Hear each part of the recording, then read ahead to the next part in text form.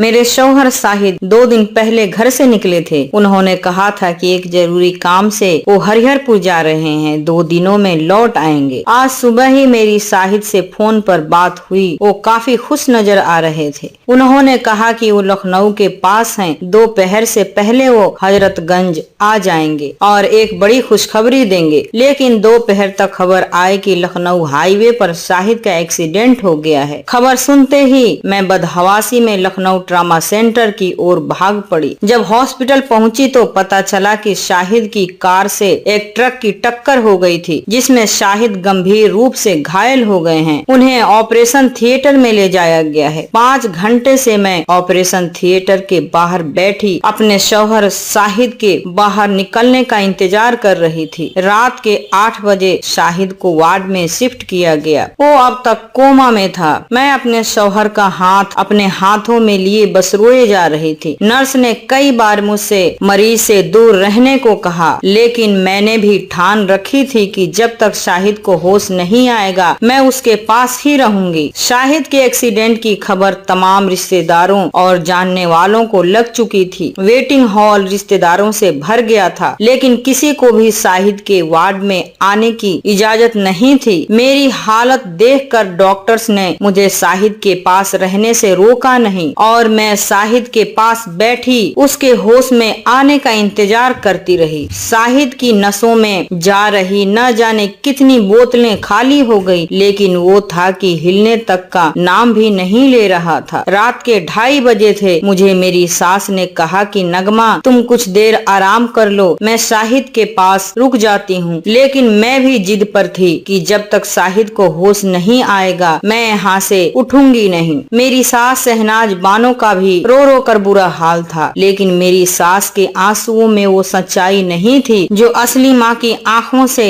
निकलने वाले आंसुओं में होती। क्योंकि शहनाज बानो शाहिद की सौतेली माँ थी, शायद इसीलिए ही उसने शाहिद के पास रुकने की जिद भी नहीं की और मुझे शाहिद के पास छोड़कर वेटिंग हॉल की ओर चली गई। सुबह के 4 बज चुके थे। जो वेटिंग रूम रात तक भरा हुआ था, अब उसमें गिने चुने लोग ही नजर आ रहे थे। शाहिद के वार्ड में भी सन्नाटा छाया हुआ था। मैं शाहिद के हाथों को अपने हाथों में लिए उसके पास बैठी थी। तभी शाहिद के हाथों में मैंने हरकत महसूस की और देखा कि उसे होश आ गया है। यह देखकर मेरी खुशी का कोई ठिकाना नहीं रहा। मैं खड़ी हो गई और शाहिद के करीब जाकर बोली, शाहिद तुम्हें कुछ नहीं होगा। इतना कहकर मैं उसे पकड़कर रोने लगी। उसने मुझे देखा और मेरे हाथों को कसकर पकड़ लड़खड़ाती जुबान में मुझसे बोला, नगमा मैं तुमसे कुछ कहना चाहता हूँ। मैंने अपने आंसुओं को थामते हुए शाहिद से कहा, बोलो शाहिद, मैं सुन रही हूँ। शाहिद ने कहा, मुझे 5 करोड़ रुपए मिले हैं, अब हमारी सारी तकलीफें दूर हो जाएंगी। शाहिद काफी दिनों से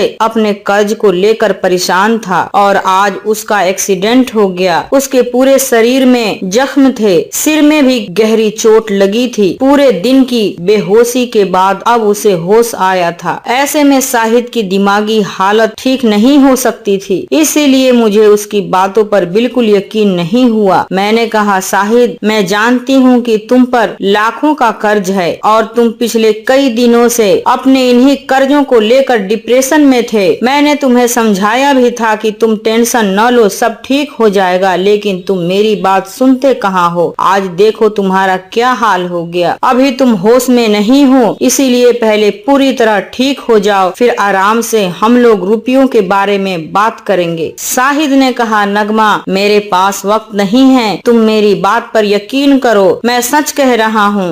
तुम इतना कहकर उसकी आवाज धीमी हो गई। मैं शाहिद की लड़खड़ाती जुबान से इतना ही सुनकर हैरान थी। मैंने उसके माथे को चूमा और बोली, शाहिद तुम जानते भी हो कि तुम क्या कह रहे हो। शाहिद की हालत बिगड़ती जा रही थी। वो कुछ और भी कहना चाहता था, लेकिन बोल नहीं पा रहा था। बोलने की थोड़ी सी कोशिश के बाद शाहिद खामोश हो गया। जुबान के साथ उसके शरीर में होने वाली हरकतें भी बंद हो गई थी। मैं दौड़कर नर्स के पास गई और बोली, बेड नंबर 3 के पेशेंट को अभी होश आया था और उन्होंने मुझसे कुछ देर बातें भी की, लेकिन अब वो फिर से खामोश हो गए हैं। जल्दी चल कर देख लीजिए। जब तक मैं नर्स को लेकर शाहिद के पास आई तब तक वो फिर से कोमा में पहुंच चुके थे। नर्स ने तुरंत बड़े डॉक्टर्स को बुला लिया और मुझे वेटिंग रूम में भेजकर शाहिद के इलाज में लग गए। सुबह के 6 बजे तक मैं शाहिद के वार्ड के बाहर खड़ी रही। तभी मुझे खबर लगी कि शाहिद अब इस दुनिया में नहीं है। यह खबर सुनते ही मैं कटे हुए पेड़ की तरह धड़ाम से फर्श पर गिर गई। कुछ लोग मुझे लेकर वेटिंग रूम में चले गए और दोपहर तक शाहिद की बॉडी के साथ मैं घर आ गई। शाहिद को गुजरे अब 3 महीने बीत चुके थे। शाहिद अपने पीछे 3 बच्चों के अलावा ढेर सारा कर्ज छोड़ गए थे, जिसके लिए कर्जदार मुझ पर दबाव बना रहे थे कि मैं जिस घर में रहती थी उसे बेचकर उनका कर्ज उतारूं, लेकिन ऐसा करने से मेरे बच्चे बेघर हो जाते। इसीलिए मैं हजरतगंज का अपना छोटा सा मकान किसी भी सूरत में बेचना नहीं चाहती थी। मेरी सास शहनाज बानो तो यही चाहती थी कि मैं शाहिद का मकान बेचकर कर्ज उतार दूं और अपने बच्चों को लेकर अपने गांव बरेली चली जाऊं। मेरे ससुर सुल्तान अली ने अपनी जवानी में एक गलती की थी। उन्होंने शहनाज बानो के चक्कर में पड़कर अपनी पहली बीवी को तलाक दे दिया था और अपने बेटे शाहिद को लेकर हजरतगंज आ गए थे। मेरे ससुर ने लखनऊ के पास हजरतगंज में 2 प्लाट खरीदे थे। एक प्लाट अपनी दूसरी बीबी शहनाज के नाम कर दिया और दूसरा प्लाट अपने इकलौते बेटे शाहिद के नाम कर दिया था। मेरे ससुर जब तक जिंदा थे शहनाज बानो के साथ उसके मकान में रहते थे। 3 साल पहले ससुर का इंतकाल हो गया, तब शहनाज बानो अकेली हो गई और मेरे शौहर शाहिद ने ही उन्हें अपने साथ रख लिया। अब शहनाज बानो अपने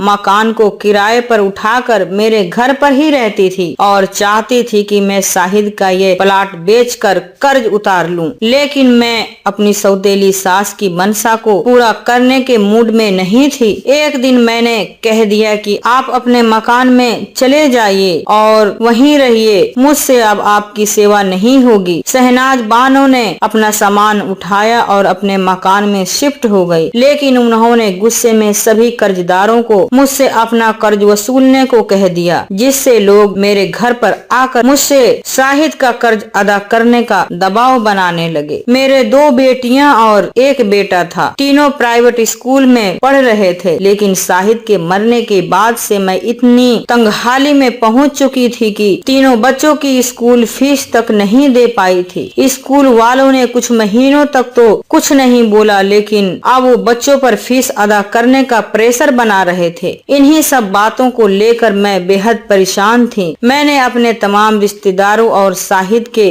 करीबी दोस्तों से फोन कर मदद मांगी, लेकिन सब ने मुझसे पल्ला झाड़ लिया। इस बीच मैं शाहिद के आखिरी शब्दों को लेकर भी काफी टेंशन में थी। मैंने अपने घर का एक एक कोना छान मारा था, लेकिन मुझे कुछ नहीं मिला था। कभी मुझे लगता कि शाहिद ने बेहोशी की हालत में झूठ बोला था, लेकिन मैं ये भी जानती थी कि कोई भी आदमी मौत के वक्त कभी झूठ नहीं बोलता। एक दिन मेरी बड़ी लड़की ने मुझसे कहा कि स्कूल वालों ने उसे 10 तारीख तक फीस जमा करने को बोला है, वरना वो मुझे एग्जाम में नहीं बैठने देंगे। घर में मेरे जितने भी जेवर थे वो मैं पहले ही बेच चुकी थी। एक सोने की चैन थी जिसे शाहिद ने मुझे सुहागरात को गिफ्ट किया था। मैं शाहिद की इस निशानी को कभी बेचना नहीं चाहती थी, लेकिन बच्चों के भविष्य की खातिर मुझे वह सोने की चैन भी बेचनी पड़ गई। चैन बेचकर मैंने तीनों बच्चों की स्कूल की फीस भर दी, लेकिन अब मेरे पास अपने जिस्म के अलावा ऐसा कुछ नहीं था जिसे मैं बेच सकूं। रात को बच्चों के सो जाने के बाद शाहिद के आखिरी अल्फाज मेरे कानों में गूंजते उसे 5 करोड़ रुपए मिले थे, लेकिन इतनी बड़ी रकम उसे कहां से मिले और उसने यह रकम कहां छुपा रखी है, यह सवाल मुझे परेशान कर रहे थे। मैंने कई बार सोचा कि शाहिद रात को मेरे सपने में आकर मुझे बताए कि उसने वो रकम कहां छुपा रखी है, लेकिन शाहिद मुझसे इतना दूर चला गया था कि वो मेरे ख्वाबों तक भी नहीं पहुंच पा रहा था। एक रात यही सब सोचती हुई मैं सोने की कोशिश कर रही थी, तभी मेरे मन में ख्याल आया कि शाहिद आखिरी बार मुझसे 2 दिनों के लिए हरिहरपुर जाने की बात बोलकर घर से निकले थे। मैंने शाहिद के तमाम दोस्तों दोस्तों से हरिहरपुर के बारे में जानकारी ली, लेकिन हरिहरपुर में मुझे ऐसा कोई सुराग हाथ नहीं लगा जिससे मुझे शाहिद के हरिहरपुर जाने के बारे में कोई जानकारी हासिल हो सके। इसका मतलब ये था कि शाहिद ने हरिहरपुर वाली बात किसी को भी नहीं बताई थी। मैंने खूब पड़ताल की और मुझे मालूम चला कि शाहिद का दूर दूर तक का कोई दोस्त या रिश्तेदार हरिहरपुर में नहीं रहता था। इसीलिए मैंने उम्मीद छोड़ दी। मेरा घर हजरतगंज में था, यहाँ से लखनऊ करीब ही पड़ता था। मैंने घर चलाने के लिए नौकरी की तलाश शुरू कर दी। एक दिन मेरे मोबाइल पर लखनऊ की एक मशहूर ज्वेलरी शॉप से जॉब का ऑफर आ गया और मुझे वहाँ जॉब मिल गई। मुझे जॉब करते हुए 2 महीने बीत चुके थे। इस बीच कर्जदारों के दबाव की वजह से मैंने तय कर लिया था कि मैं अब हजरतगंज वाला प्लाट बेच दूंगी और अपने 3 बच्चों के साथ लखनऊ में किराए पर रहकर अपनी मामूली नौकरी के सहारे अपने बच्चों की परवरिश कर लूंगी। ज्वेलरी शॉप के मालिक का नाम रौनक शेख था। वो मेरी बहुत मदद करता। लंच मैं रौनक के साथ ही करती। रौनक अमीनाबाद रहता था और अपनी महंगी कार से शॉप पर आता। काम के दौरान रौनक और मैं रोज ही मिलते थे और लंच के समय खूब बातें किया करते थे। बातों ही बातों में मैं अपनी बहुत सी परेशानियां रौनक को बता चुकी थी। एक दिन लंच के दौरान रौनक से मैंने हजरतगंज वाले प्लाट को बेचने की बात की तो वो बोला, तुम पर टोटल कितना कर्ज है नगमा? मैं बोली, कुल मिलाकर 40 लाख। रौनक ने कहा, रकम तो बहुत बड़ी है, तुम्हारा हजरतगंज वाला प्लाट कितने का बिक सकता है? मैंने कहा, शाहिद जिंदा थे तब उस प्लाट की कीमत 80 लाख से ऊपर थी, लेकिन उन्होंने तब उस प्लाट को नहीं बेचा। इस वक्त तो मैं उस प्लाट को 50 लाख में भी बेचने को तैयार हूँ। 40 लाख का कर्ज उतारने के बाद मेरे पास सिर्फ 10 लाख बचेंगे और मेरे 3 बच्चों का पूरा भविष्य अभी बाकी है। इन्हीं रुपयों से मुझे उनके लिए सब कुछ करना है। रौनक बोला, नगमा, प्लाट बेचने के अलावा तुम्हारे पास कोई चारा भी नहीं है, लेकिन अभी जल्दीबाजी मत करो। कुछ रुपये मैं तुम्हें दे सकता हूँ ताकि तुम किसी भी तरह कर्जदारों को थोड़े वक्त के लिए टाल सको। मैंने कहा, टालने से क्या फायदा? जितना टालूंगी उतना ब्याज बढ़ता जाएगा। रौनक से मैंने अपने दिल की सभी बातें शेयर की, लेकिन शाहिद के आखिरी वक्त में बोली गई 5 करोड़ रुपये वाली बात मैं रौनक को अब तक नहीं बता पाई थी। मैं उसे बता भी देती तो वो मेरी क्या मदद कर सकता था। शाहिद को गुजरे हुए अब 6 महीने से ज्यादा का वक्त हो चुका था। शाहिद का कर्ज उतारने के चक्कर में मैं रौनक की कर्जदार होने लगी थी, क्योंकि इस बीच रौनक मुझे 2 लाख रुपए दे चुका था। मैं न चाहते हुए भी रौनक के बेहद करीब आ चुकी थी। अब तो हर शाम शॉप से छुट्टी के वक्त रौनक मुझे हजरतगंज छोड़कर ही अमीनाबाद जाता और सुबह भी मुझे हजरतगंज बस स्टॉप से साथ लेकर शॉप पर आता। मैं शाहिद से बेहद प्यार करती थी। मैंने कभी ख्वाब में भी नहीं सोचा था कि मैं शाहिद के अलावा किसी और के बारे में भी सोच पाऊंगी, लेकिन शाहिद को गुजरे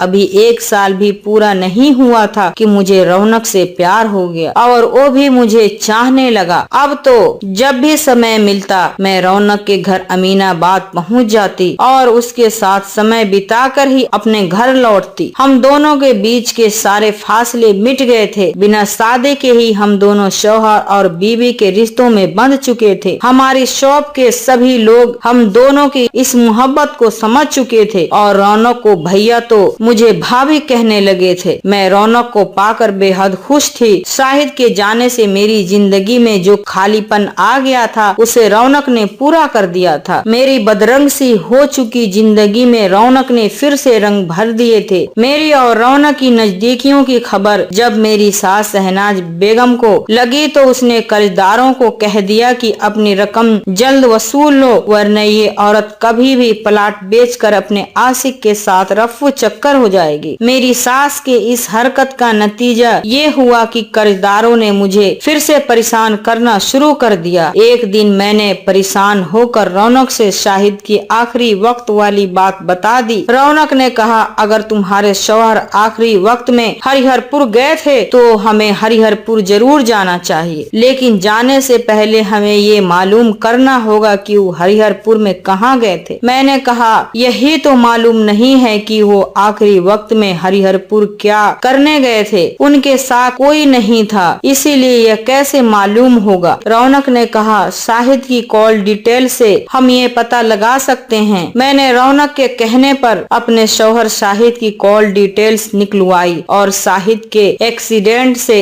एक सप्ताह पहले के जितने भी नंबरों से शाहिद की बात हुई थी, सभी नंबरों पर बारी बारी से कॉल मिला दिया। कुछ नंबर तो स्विच ऑफ थे और कुछ शाहिद के वो दोस्त थे जिन्हें मैं बखूबी जानती थी। आखिर में मैंने जो नंबर डायल किया वो किसी औरत का था जो हरिहरपुर में रहती थी। मैंने पूछा, आप शाहिद को कैसे जानती हैं? मेरे सवाल का जवाब देने की बजाय उस औरत ने मुझसे ही सवाल कर दिया। वो बोली, तुम कौन हो? मैंने कहा, मैं शाहिद की बीवी हूँ, मेरा नाम नगमा है। पिछले साल 22 अक्टूबर को लखनऊ हाईवे पर उनकी कार एक ट्रक से टकरा गई थी और हॉस्पिटल में इलाज के दौरान अगले दिन उनकी मौत हो गई थी। अब मुझे पता चला है कि वो एक्सीडेंट से पहले हरिहरपुर ही गए थे। उनकी कॉल डिटेल से मालूम चला कि वो मरने से कुछ समय पहले से आपसे संपर्क में थे। मेरी बात सुनने के बाद वो औरत बोली, मुझे शाहिद की एक्सीडेंट की खबर मिल गई थी और मैं उसके जनाजे में तुम्हारे घर भी गई थी। तुम चाहो तो हरिहरपुर आ सकती हो, बाकी बातें यहीं बैठकर कर लेंगे। एक अजनबी औरत से फोन पर ज्यादा बातें करना मुझे भी अच्छा नहीं लगा। मैंने उस औरत से हरिहरपुर के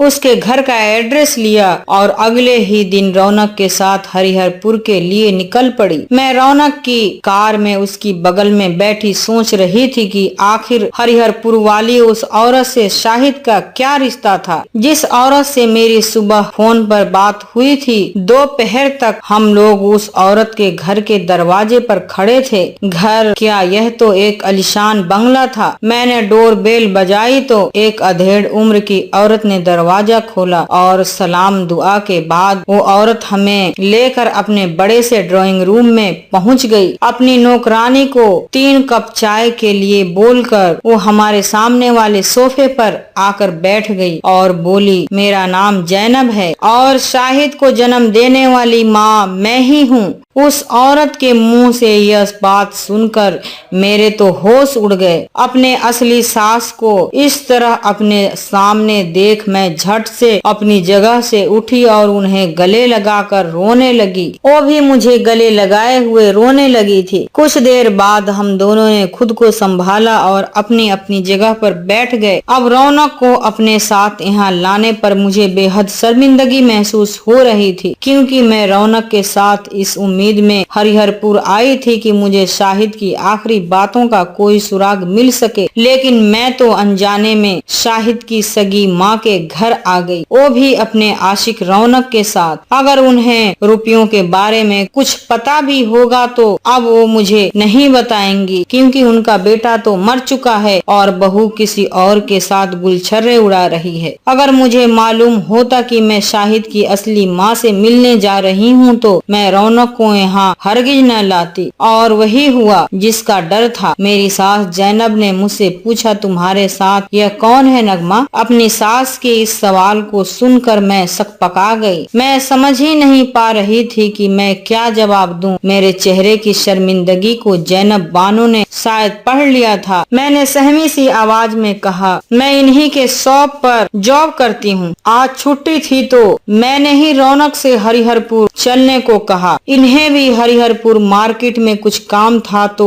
हम दोनों साथ ही आ गए। मेरी बात खत्म होते ही रौनक बोला, आप लोग बातें कीजिए, तब तक मैं मार्केट से होकर आता हूँ। इतना कहकर रौनक ड्राइंग रूम से उठा और बाहर की ओर निकल गया। मैं अपनी सास के सामने खुद को शर्मिंदगी के दलदल में धंसता हुआ महसूस कर रही थी, लेकिन रौनक ने हालात को संभाल लिया था। उसके इस बर्ताव से मुझे काफी राहत महसूस हुई थी। रौनक के जाने के बाद जैनब बानो ने कहा, 30 साल पहले सुल्तान अली से मेरी शादी हुई थी और शादी के 1 साल बाद ही शाहिद पैदा हो गया था। तब हम लोग नबीगंज में किराए पे रहते थे और हम जिस मकान में किराए पे रहते थे वह मकान दानिश हुसैन का था। शाहिद के पैदा होने के कुछ समय बाद ही मुझे अपने मकान मालिक दानिश से प्यार हो गया। दानिश हैंडसम तो था ही, साथ ही ही बहुत पैसे वाला आदमी भी था। मेरे शौहर सुल्तान अली ने दानिश से मोटा कर्ज भी लिया हुआ था। जब सुल्तान अली अपने काम पर चले जाते तो मैं दानिश को घर बुला लेती। यह सिलसिला 2 सालों तक चलता रहा, लेकिन वो कहते हैं ना कि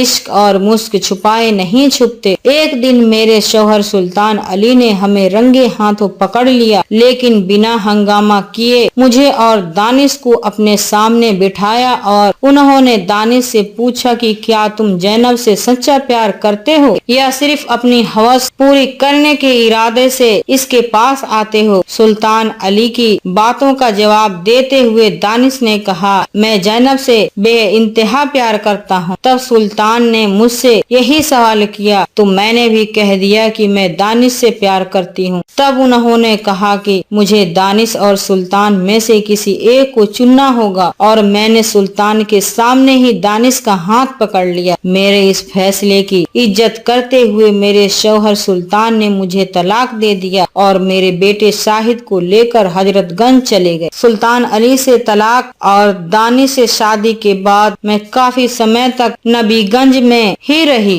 10 साल पहले दानिश ने मुझे हरिहरपुर में यह मकान खरीद कर दिया। तब से मैं यहीं रहती हूँ। दानिश से मेरी कोई औलाद नहीं हुई। सुल्तान अली ने शहनाज बानो से शादी कर ली और हमारा रिश्ता हमेशा के लिए खत्म हो गया, लेकिन मैं समय समय पर अपने बेटे शाहिद से मिलती रही। सुल्तान अली की मौत के बाद शाहिद बहुत कर्ज में चला गया, इसीलिए उसने मुझसे मदद मांगी थी। जैनब की नौकरानी चाय हाथों में लिए हमारे सामने आई तो जैनब खामोश हो गई और अपनी चाय उठाकर पीने लगी। मैंने भी अपनी चाय हाथों में ली और पूछा, आपके शौहर दानिश कहाँ हैं? वो बोली, 2 साल पहले ही दानिश की मौत हो गई। उन्हें अचानक हार्ट अटैक हुआ और हॉस्पिटल पहुंचने से पहले ही उन्होंने जिंदगी से हार मान ली। इतना कहकर जैनब बानो खामोश हो गई। अब तक मैं भी उनकी बातों को बड़े इत्मीनान से सुन रही थी और उन्हें समझने की कोशिश कर रही थी। थोड़ी देर बाद मैंने जैनब बानो से सीधा सवाल किया, अम्मी, मरने से पहले मेरे शौहर शाहिद आपके पास क्यों आए थे? उन्होंने कहा,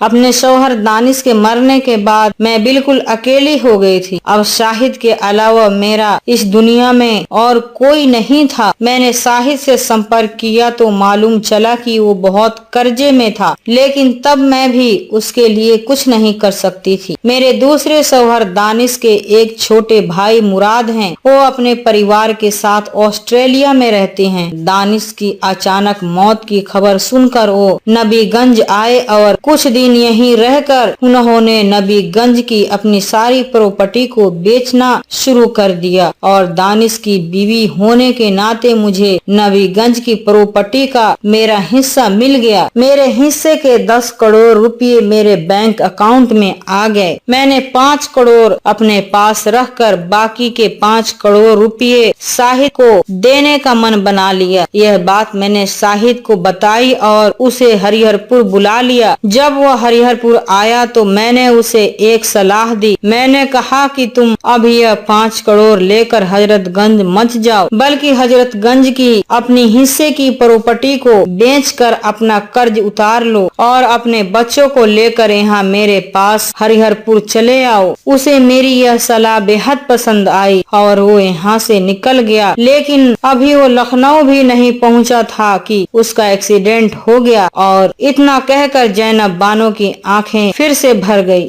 मैंने उन्हें संभाला और उनके हाथों को अपने हाथों में थामते हुए बोली, आप हौसला रखें अम्मी, मैं हूँ ना आपके साथ। जैनब बानो ने कहा, अगर तुम रुपयों के लालच में यहाँ आई हो तो अपने दिमाग से यह ख्याल निकाल लो, तुम्हारे 3 बच्चे मेरे पोते पोती हैं। मैं उन्हें अपना सकती हूँ, लेकिन तुम्हें नहीं, क्योंकि तुमसे 1 साल भी बर्दाश्त नहीं हुआ और तुमने रौनक के साथ मिलकर मेरे बेटे शाहिद की रूह को ठेस पहुंचा दी। जैनब बानो का इशारा किस ओर था मैं समझ गई थी। जैनब बानो के मुंह से ऐसी बात सुनने की मुझे बिल्कुल उम्मीद नहीं थी। अपनी सफाई देते हुए मैंने लड़खड़ाती हुई आवाज में जैनब बानो से कहा, आप मुझे गलत समझ रही हैं। मेरी बात अभी पूरी भी नहीं हुई थी कि जैनब बानो बोल पड़ी, शाहिद की मौत के बाद मैंने सोचा था कि मैं तुमसे मिलकर सब कुछ बता दूं और शाहिद का सारा कर्ज उतार कर तुम्हें तुम्हारे तीनों बच्चों के साथ अपने पास बुला लूं, लेकिन फिर मुझे लगा कि जल्दीबाजी ठीक नहीं। मैंने तुम्हें 1 साल परखने की सोची ताकि मैं यह जान सकूं कि मेरे बाद मेरी सारी संपत्ति की वारिस उस लायक है भी कि नहीं। इसीलिए मैंने एक प्राइवेट जासूसी एजेंसी से मदद ली और तुम्हारी हर गतिविधि पर नजर बनाए रखी। तुमने बच्चों की खातिर बेहद संघर्ष किया। तुम्हारा यह संघर्ष देखकर मैं बेहद खुश थी। इसीलिए जब तुम जॉब के लिए भटक रही थी तब मैंने ही रौनक की ज्वेलरी शॉप पर तुम्हें जॉब दिलवाई। रौनक ने मेरे कहने पर ही तुम्हारे चरित्र की मर्यादा को परखा और तुम बेहद कमजोर निकली। रौनक ने अपना काम पूरी कामयाबी के साथ किया। तुम मेरे इम्तिहान में फेल हो चुकी हो नगमा। तुम चरित्रहीन औरत हो, इसीलिए तुमसे मेरा कोई नाता नहीं। अब तुम यहाँ से जा सकती हो। जैनब की बात खत्म होने तक मैं बेजान शरीर बन चुकी थी। मुझे अपने किए पर बेहद अफसोस हो रहा था, साथ ही मुझे रौनक से नफरत हो गई थी। मैंने कितनी बड़ी गलती कर दी थी, इस बात का एहसास मुझे अब हो रहा था। मैं अपने सास जैनब से नजरें मिलाने की हिम्मत न कर पाई और सिर नीचे किए वहाँ से उठकर बाहर निकल आई। मैंने ऑटो किया और सीधे अपने घर आ गई। मुझे परेशान देखकर मेरी बड़ी लड़की ने मुझसे कहा, अम्मी आप इतना परेशान मत हुआ कीजिए। अपनी बेटी के मुंह से यह शब्द सुनकर मुझे अच्छा तो लगा, लेकिन मैं और ज्यादा परेशान हो गई। पूरे दिन मैं सोचती रही कि मैंने कितना बड़ा गुनाह कर दिया। मैंने शाहिद के साथ ही धोखा नहीं किया, बल्कि अपने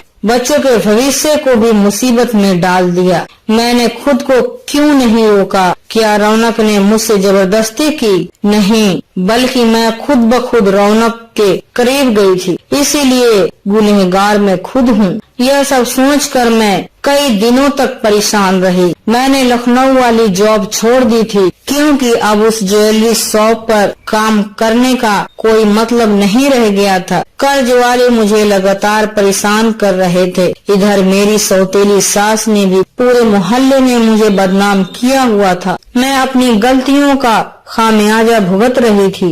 एक दिन सुबह दरवाजे की घंटी बजी। मैंने दरवाजा खोला तो मेरी सौतेली सास शहनाज बानो दरवाजे पर खड़ी थी। बोली, नगमा तुम अपने प्लाट को मुझे दे दो और यहाँ से कहीं दूर चली जाओ। यह प्लाट मेरे शौहर की निशानी है। बदले में मैं तुम्हें इतना दे दूंगी कि तुम्हारा सारा कर्ज एक ही बार में उतर जाएगा। मैं भी अब थक चुकी थी। मैंने इस डील के लिए अपनी रजामंदी दे दी और जल्द ही मेरा प्लाट बिक गया। सारा कर्ज उतारने के बाद मेरे हाथ में कुछ नहीं आया।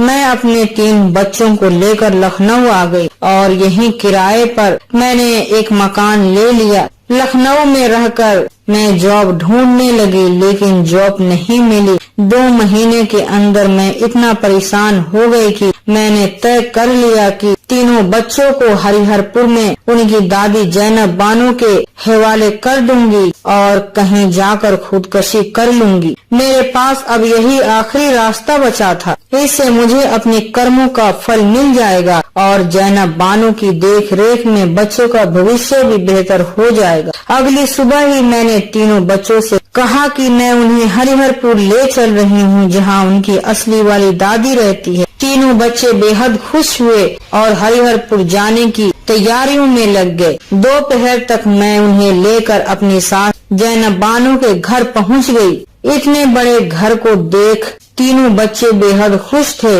और उन तीनों बच्चों को पाकर जैनब बानो भी खुश नजर आ रही थी, लेकिन मेरे सामने उन्होंने अपनी खुशी को जाहिर न होने दी। मैंने बच्चों को खुश देखा तो आखिरी बार उन्हें गले लगा लिया और जैनब बानो के करीब आकर बोली, मैं अपने किए पर बेहद शर्मिंदा हूँ, लेकिन मैंने जो गलती की है उस गलती की सजा मेरे साथ मेरे मासूम बच्चे क्यों भुगतें? इसीलिए मैं इन बच्चों को आपके हवाले करने आई हूँ और मैं अब यहाँ से जा रही हूँ। अब मैं इन बच्चों से कभी नहीं मिलूंगी, यही मेरी सजा होगी। इतना कहकर मैं उठी ही थी कि जैनब बानो ने मेरा हाथ पकड़ लिया और बोली, बैठो नगमा, मैं इसी दिन का इंतजार कर रही थी। तुमने कुछ भी गलत नहीं किया। हाँ, रौनक के मामले में तुमने थोड़ी जल्दीबाजी जरूर की, लेकिन तुम्हारी जगह कोई दूसरी औरत होती तो शायद वो भी खुद को न रोक पाती। मैं औरत की इस कमजोरी को बखूबी समझ सकती हूँ, क्योंकि जवानी में मैंने भी ऐसी गलती की थी। रौनक अच्छा लड़का था और उसने तुम्हारी मदद भी की थी, इसीलिए तुम्हारा उसकी ओर फिसल जाना कोई बड़ी बात नहीं थी। बड़ी बात यह है कि तुम्हें अपनी गलती का एहसास हो गया, इसीलिए अब तुम यहाँ से कहीं नहीं जाओगी। अपनी सास की यह बात सुनकर मैं खुद को रोक न पाई और रोती हुई उनके पैरों में गिर पड़ी। उन्होंने मुझे बाहों से पकड़ा और सीने से लगा लिया और बोली, 6 महीने पहले जब तुम आई थी ना, मैंने तभी से घर में काम लगा दिया था। तीनों बच्चों के लिए 3 नए बेडरूम बनवाए हैं, साथ ही उनकी पढ़ाई के लिए स्टडी रूम और तुम्हारे लिए एक अलग बेडरूम भी तैयार करवा दिया है। चल कर देख लो। मेरी सास मुझे साथ लेकर पूरे घर को दिखाने लगी। अपने तीनों बच्चों के लिए नए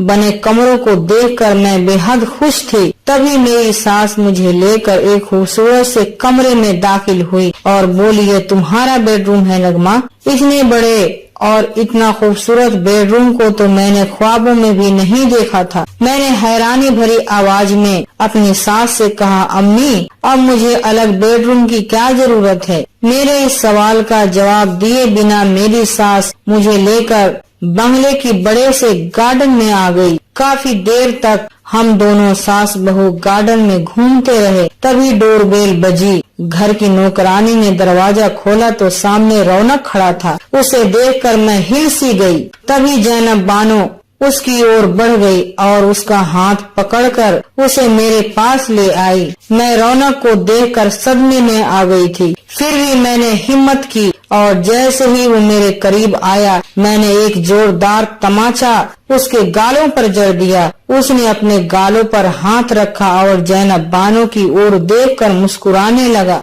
तभी जैनब बानो ने मुझसे कहा, रौनक ने कुछ भी गलत नहीं किया। मैं अपने पहले शौहर सुल्तान अली को छोड़कर दानिश के साथ रहने लगी थी। कई साल बीतने के बाद भी मुझे दानिश से कोई बच्चा नहीं हुआ। बच्चे के लिए महंगा इलाज करवाया, लेकिन कोई फायदा नहीं हुआ। तब हम दोनों ने अनाथ आश्रम से एक बच्चे को गोद लिया और वो बच्चा इस वक्त तुम्हारे सामने खड़ा है। रौनक मेरा ही बेटा है। भले ही मैंने इसे जन्म नहीं दिया, लेकिन मैंने रौनक में और शाहिद में कोई फर्क नहीं समझा कभी। दरअसल जब तुम जॉब के लिए भटक रही थी, तब मैंने ही रौनक से कहकर तुम्हें जॉब ऑफर करवाई थी। अब यह तुम्हारा है, संभालो इसे। इतना कहकर मेरी सास हमें गार्डन में छोड़कर अंदर बच्चों के पास चली गई। रौनक और मैं आमने सामने खड़े थे, लेकिन मेरे पास अल्फाज नहीं थे जो मैं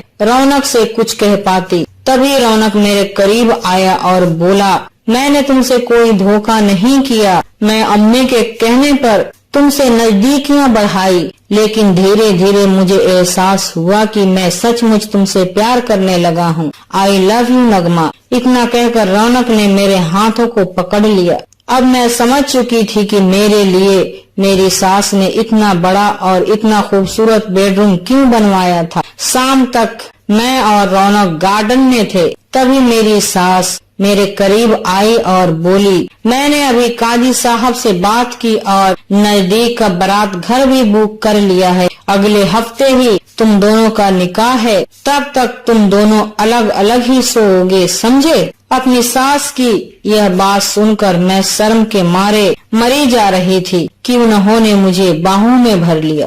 कहानी से सीख, मुश्किल वक्त में ही इंसान बड़ी गलतियां करता है और ऐसी गलतियां इंसान को गुमराही के ऐसे भयंकर दलदल की ओर ले जाती है जहां से वापस निकलना नामुमकिन होता है। नगमा को सास के रूप में एक अच्छी औरत मिली थी। यह नगमा की खुशकिस्मती थी, लेकिन यह याद रखिए कि हर औरत नगमा जैसी किस्मत लेकर पैदा नहीं होती। आपको यह वीडियो कैसा लगा कमेंट बॉक्स में जरूर बताएं। मेरे इस चैनल को सब्सक्राइब जरूर करें, क्योंकि मैं आपके लिए लाती हूँ सबसे ओरिजिनल कहानियां।